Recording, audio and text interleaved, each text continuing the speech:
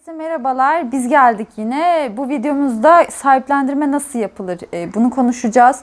Mesela sokakta zor durumda bir can gördük ya da minik bir bebek gördük sokakta yapamayacak durumda. Onların işte alıp tedavisini yaptırıyoruz. Daha sonrasında da geçici olarak evimize alıyoruz. Tabii ki hepimizin evinin sınırları belli olduğu için hepsine kendimiz bakamayacağımız için bu çocukları sahiplendirmemiz gerekiyor. Bizim için tabii ki durum şöyle oluyor. Sahiplendiremediklerimiz bizim çocuğumuz olarak kalıyor. Ama biraz sabredersiniz. Hani aylar geçse de hani eninde sonunda sabırlı olduğunuz takdirde mutlaka sahiplendirme yapabilirsiniz. Hani bazen onayı bulan sahiplendirmeler oluyor. Çünkü şöyle mesela sokakta yaralı durumda bir kedi ya da köpek görüyoruz. Onlar tabii yetişkin ve sokak hayvanı olduğu için iyileştirdiğimizde sahiplenme şansı maalesef çok düşük oluyor. Bu arada yeri gelmemişken ondan da bahsedelim. Hani hiçbir zaman cins, yaş ayrımı yapmayın.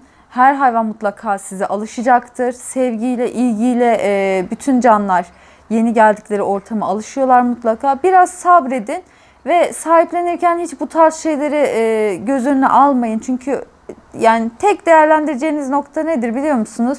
Bunların bize ihtiyacı var ve biz onların yanında olmak zorundayız. Bunu düşünerek hareket etmemiz gerekiyor.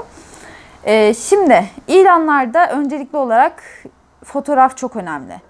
Yani maalesef buna önem veriliyor.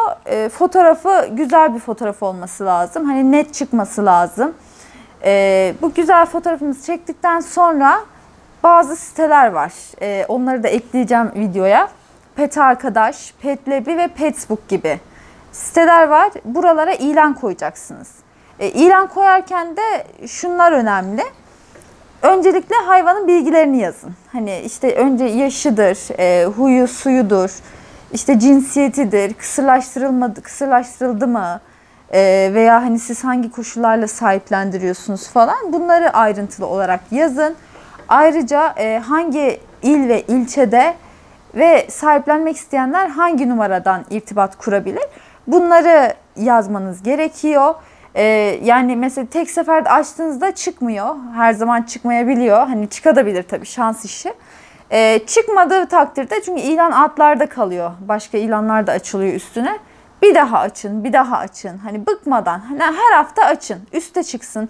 Hani yeni fotoğraflar deneyin. Adını değiştirin. Bir şey yapın ve isim koyarken de böyle akılda kalıcı bir isim olsun. Ay. Çok tatlı. Akılda kalıcı bir isim olsun ki hani dikkat çeksin. İnsanlar buna da önem veriyorlar. O şekilde ilanınızı açarsınız. Hani bu internet üzerinden açtığınız kısmı. Bir de hani Instagram, Facebook, Twitter gibi yerlerden de açabilirsiniz. Oradan açarken de şuna özen gösterin. Hani takipçiniz ister hani 100 kişi olsun, ister 100.000 kişi olsun, hiç fark etmez. İlanı öncelikle siz kendi sayfanızdan açın. Yani neden önce kendi sayfanızdan açın? Çünkü mesela sahiplenmek istiyor. Ay dur anneciğim. Dur aşkım dur. Sahiplenmek istiyor ama hani irtibat kopukluğu oluyor veya hani başka uzaktan kişiler paylaşınca size ulaşamıyor vesaire. Önce az takipçiniz de olsa kendinizden paylaşın. Ana kaynağı o olsun. Hani insanlar sizden paylaşsınlar. Bu ilana da yine diğerlerindeki gibi hani güzel bir fotoğraf koyun. Yaşı, huyu, suyu, bulunduğu il, ilçe ve telefon numarası. Hani bazılarınız telefon numarası vermek istemiyor ama telefon numarasından dönüş daha hızlı oluyor. Hani eğer onu da vermek istemezseniz mail adresi falan yazabilirsiniz. Hani bir çözümü bulunur ama mutlaka iletişim olması lazım. Ve paylaşmasını istediğiniz insanları etiketleyin.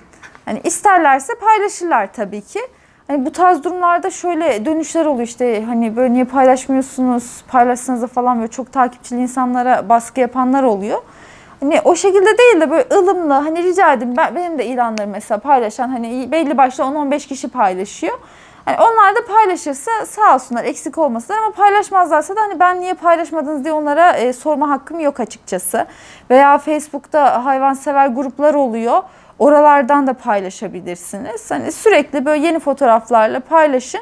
Sıkıntı olmaz. Hani bunda dediğim gibi yine bir sabır istiyor. Biraz zaman tanıyın. Hani birkaç günde olmayınca olmadı ne yapacağız falan böyle diye panik olmayın. Çünkü biraz zaman. Hani hemen kısmeti vardır bir yerlerde. Bir sonraki videomda şundan bahsedeceğim. Hani sahiplendirme yaparken nelere dikkat etmeliyiz diye. Çünkü yıllar içinde gördük ki hani yüzlerce hayvan sahiplendirmişimdir. Böyle çok iyi gibi gelenler kötü çıkabiliyor veya kötü olduğunu düşünüp hani ön yargıyla yaklaştığınız insanlar iyi çıkabiliyor.